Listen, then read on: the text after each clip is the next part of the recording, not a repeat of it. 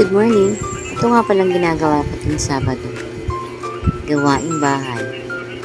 Katapos ng 5 araw ng working mom. Ito naman ako ngayon.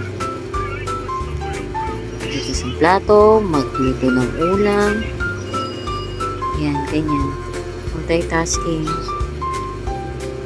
Siyempre, maglalaba rin ako. Sama-sama na yan.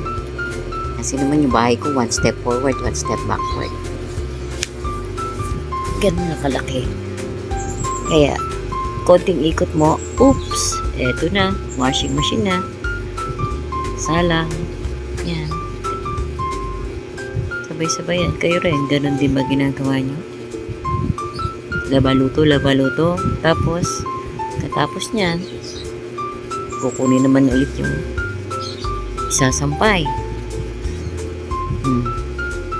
Dadalhin ko yan sa 3rd floor. Doon ako nagsasampay.